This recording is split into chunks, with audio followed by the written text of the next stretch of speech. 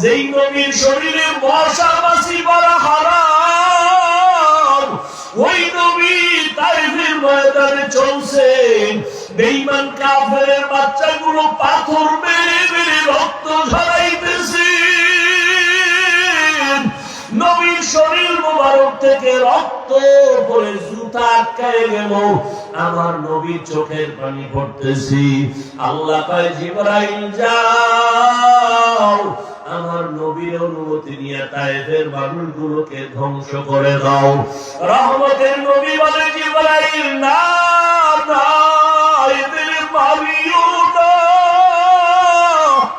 এই তায়েফের কাফেররা জানে না মুহাম্মদ কে। ওরা যদি জানতো আমি বড় ইয়তীম, আমার বাবা নাই, আমার মা নাই, আমি দুনিয়ার কোন স্বার্থের জন্য ওদের পেছনে দৌড়াই না। আমি নিজের ঘরের খবর না নিয়া উম্মতের জন্য পাগলের মতো দৌড়াই। ও উম্মতের দল, আম্মা জান আয়েশা রাদিয়াল্লাহু তাআলা আনহা কান্না জিজ্ঞাসা করেন, নবীজি একদিন তার হুজরায় বসে কান্না করতেছেন। আম্মা জান বলেন, নবী আপনি কাঁদেন কেন? নবী বলেন, ও আয়েশা, হাসরের ময়দানে আমার উম্মতের কি উপায় হবে সেই জন্য আমি কান্না করতেছি। কেমন হালাত হবে হাসরের মাঠ? সূর্যের গরমে মাথার মগজগুলো টাস টাস করে ফেটে যাবে। বেঈমান নাফরমান মারতে থাকবে। এমনকি হাসরের ময়দানে নবীরা পর্যন্ত কান্না করবেন। এতটা কঠিন হবে হাসরের ময়দান, আপন আপন বলতে কেউ থাকবে না। ইয়াউমা ইয়াফিরুল মারউ মিন আখিহি ওয়া উম্মিহি ওয়া আবি ওয়া সাহিবাতিহি ওয়া বানি। ওই সময় আয়েশা, নবীরা পর্যন্ত উম্মতের সরায়া চিন্তা বাদ দিয়া নিজের চিন্তায় কান্না করবেন। আম্মা জান বলেন, নবী তখন আপনি কি করবেন? মায়ার নবী বলেন, আয়েশা, আমি আমার মাওলার কুদরতের সামনে মাকামে মাহমুদে সিজদায় পড়ে কাঁদব। আমি একবার বলবো না আল্লাহ আমাকে বাঁচাও, আমি কাঁদব আর বলবো আল্লাহ আমার উম্মতের বাঁচাও। আমার একটা উম্মত যেন জাহান্নামের ভেতরে না যায়। আমার আল্লাহ বলবেন, নবী মাথা উঁচু করেন, কাঁদবেন না, আপনার উম্মত গুলো আমি জাহান্নামে দিব না। আপনি উম্মত গুলো ধরে ধরে জান্নাতের দিকে নিয়ে যান। নবী বলেন, আমি বেছে বেছে উম্মত গুলো জান্নাতের দিকে নেওয়া শুরু করব। আম্মা জান আয়েশা রাদিয়াল্লাহু আনহা বলেন, নবী কোটি কোটি মানুষের মধ্যে আপনি কেমনে বুঝবেন, চিনবেন কারা আপনার উম্মত? ওখানে মুসা নবীর উম্মত, ঈসা নবীর উম্মত, নূহ নবীর উম্মত সবাই থাকবে, কেমনে চিনবেন?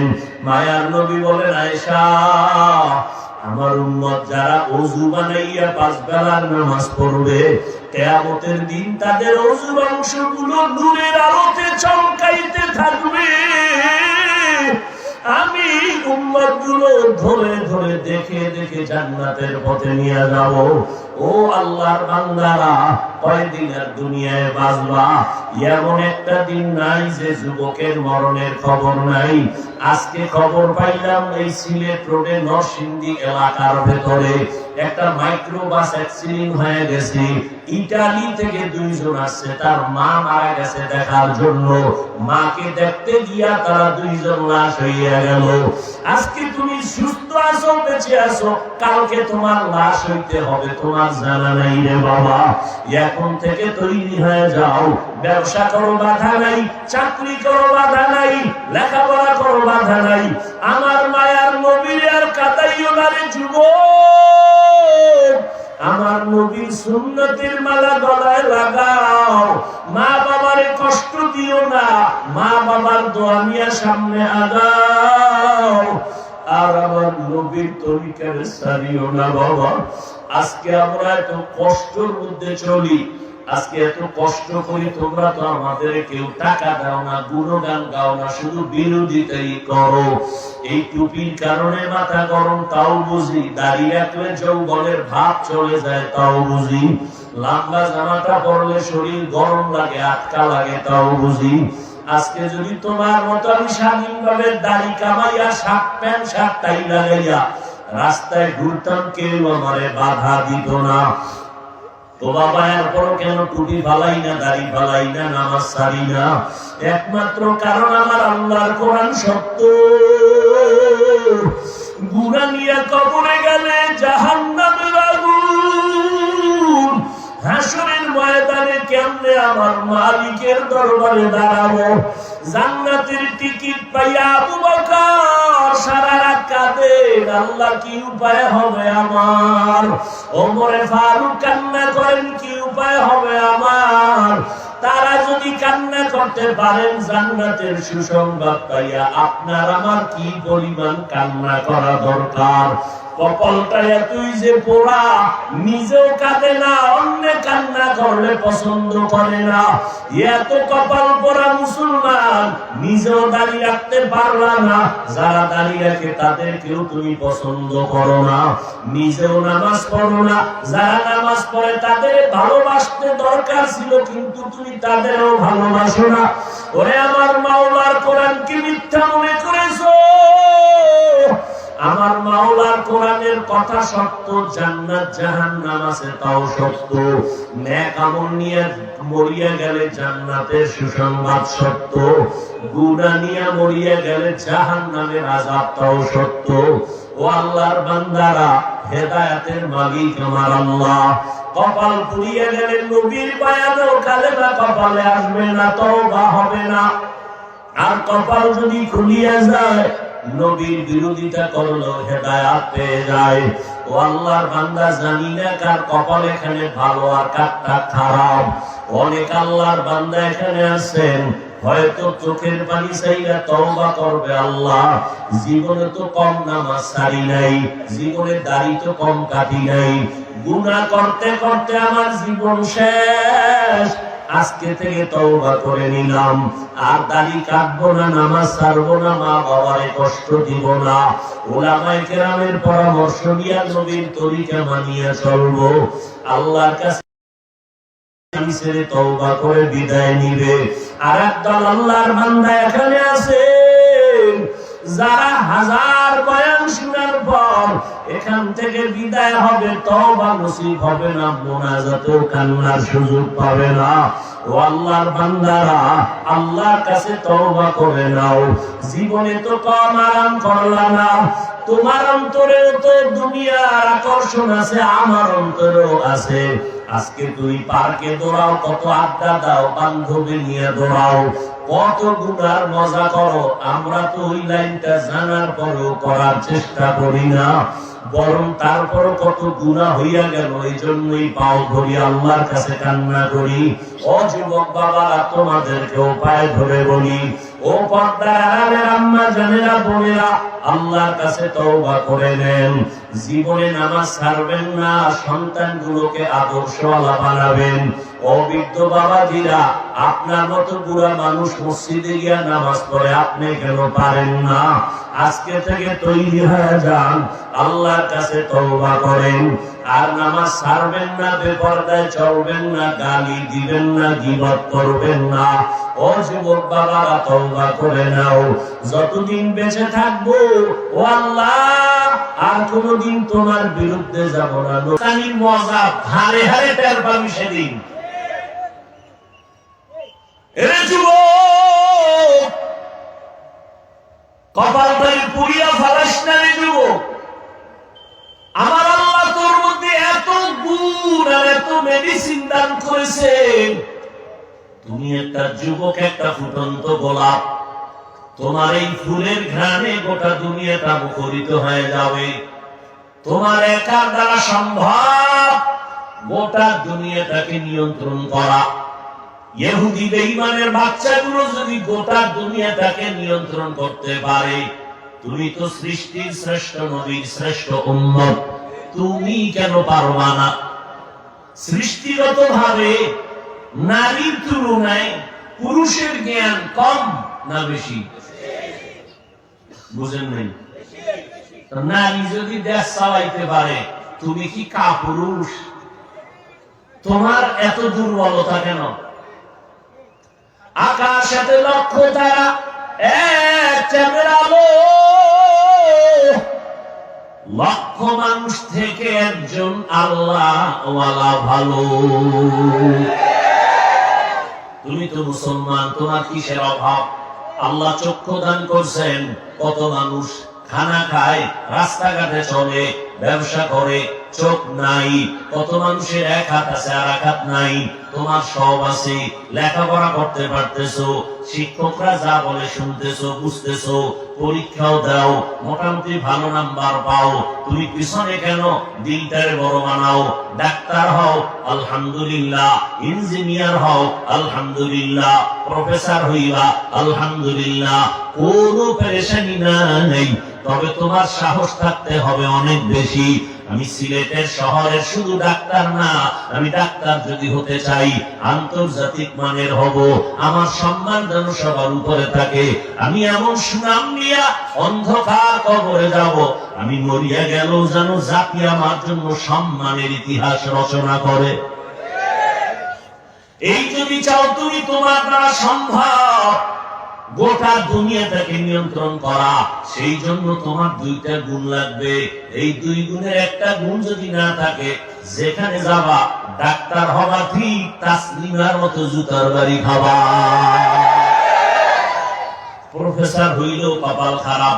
আহমদ শরীফ প্রফেসর ঢাকা কলেজের, জুতার বাড়ি খাইল।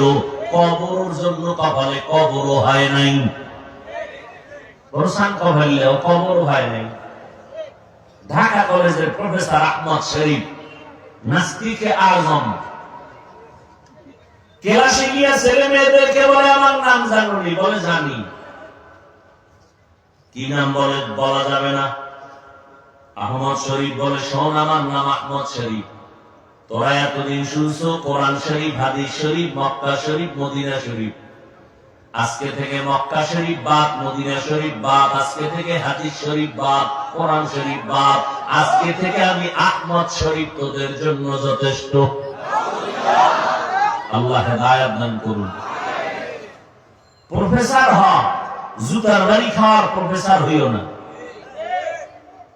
এরে নবীর আশিক উম্মতের দল, ডাক্তার হও, সুনাম অর্জন করো।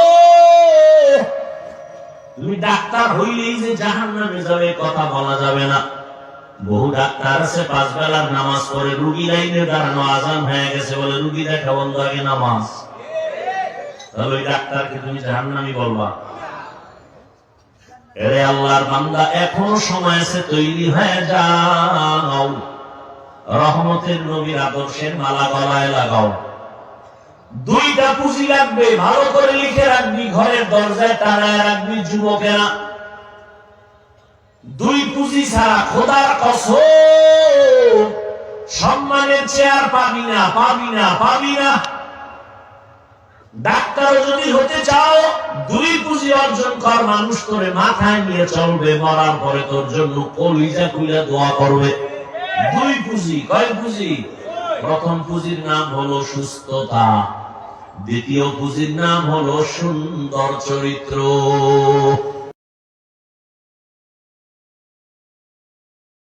চাকরি নাও, 1 সপ্তাহ ডিউটি নাই, কেউ অসুস্থ, কারে বিদায় কর। অসুস্থ রোগী আমার কলেজে থাকলে আমার প্রতিষ্ঠান বদনাম হয়ে যাবে। অসুস্থ রোগী দিয়ে সরকার চাকরি দিবে না, আমার প্রতিষ্ঠানের বদনাম হবে। এমনকি তুমি বিছানায় পড়ে থাকবা, তোমার আপন যারা তারাও তোমাকে অন্তর দিয়ে ঘৃণা করবে। এত অসুস্থ রোগী ভালো লাগে না। এবার তুমি পিওর সুস্থ, যথেষ্ট পরিমাণ তোমার কোনো রোগই নাই, কিন্তু চরিত্র খারাপ। তুমি যত উঁচু পর্যায়ে হও না কেন, পৃথিবীর একটা মানুষ পাইবা না তোমাকে ভালো জানার মতো। আর এই সুস্থতা আর চরিত্র নষ্ট করতেছো গজবের মোবাইল হাতে নিয়ে। সারাটা রাত দরওয়াজা জানালা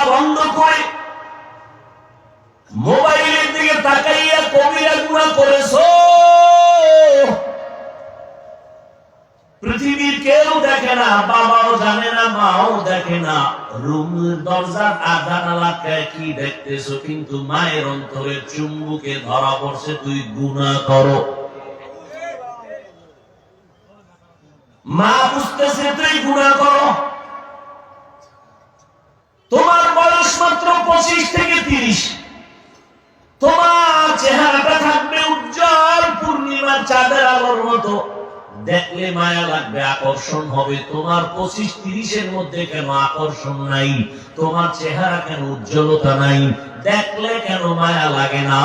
একমাত্র গুনার কারণে আমার মাওলা তোমার উপরে বেজার। তোমার লজ্জা শরম আছে? তুমি আবার দাঁত খুলে হাসো। চরিত্রহীন তুমি। তোমার এই 30 বছরে কে করেছো?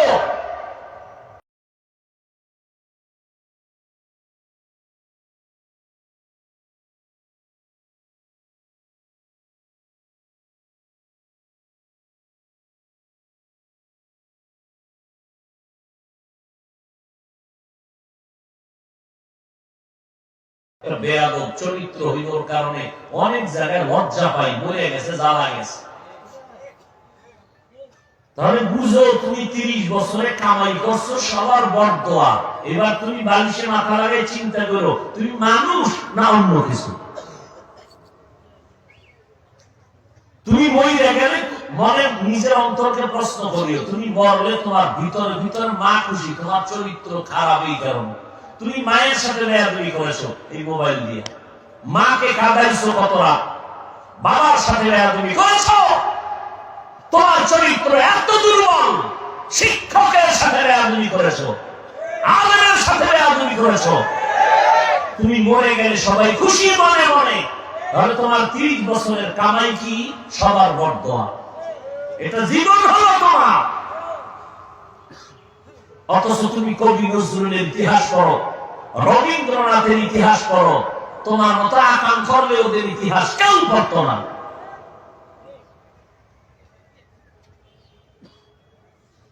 তোমার চিন্তাও তো নাই, কোন চিন্তাই নেই।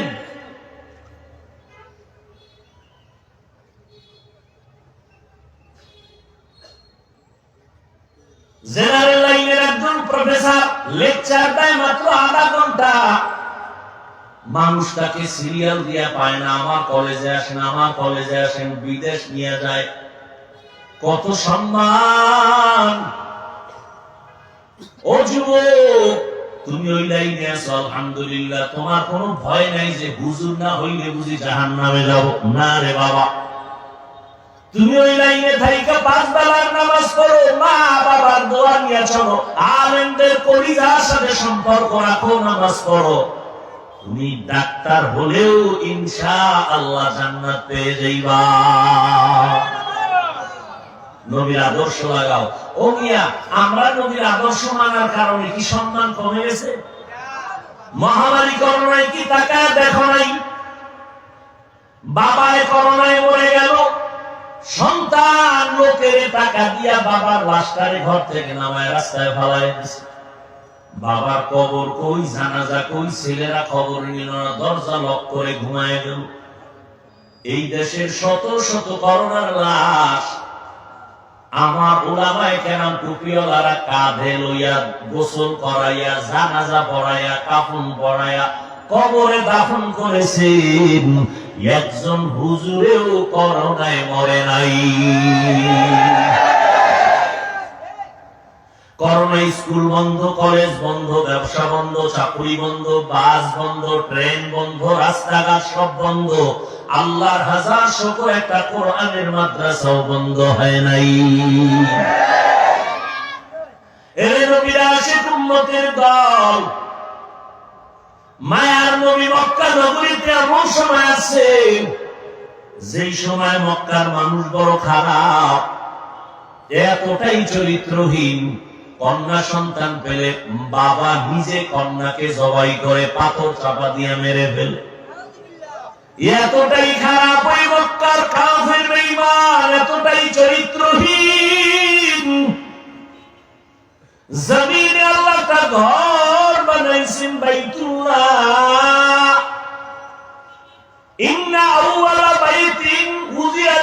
ইয়াসিনাল্লাযী বিবাক্কাতা মুবারাকাও ওয়া হুদা মুবারাকাও ওয়া হুদান লিল আলামিন।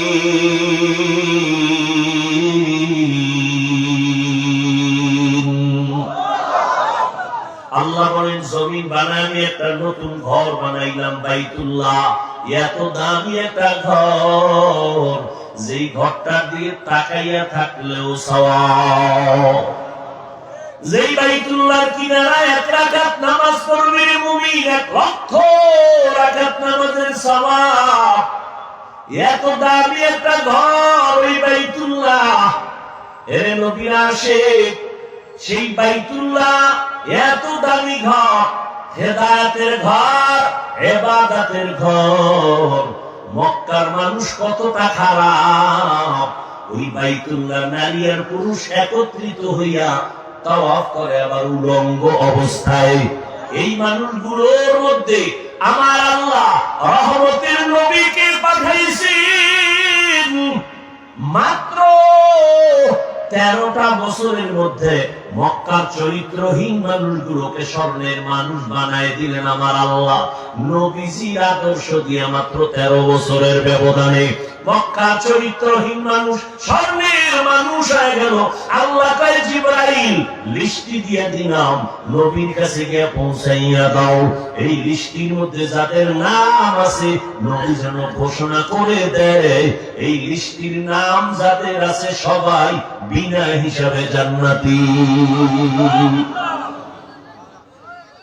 13 বছরের ব্যবধানে মক্কার চরিত্রহীন মানুষগুলোকে নবীর দান জান্নাতের টিকেট পেয়ে গেলেন তারা। নবী একটা বেতের বাড়িও দেন নাই, একটা গালিও দেন নাই, মিথ্যাও বলেন নাই। হাজারো গালি নবী শুনছেন, একটা গালির জবাব দেন নাই। নবী চোখ গরম করে কোনদিন কারো দিকে তাকান নাই। ও নবীর আশিক উম্মতের দল,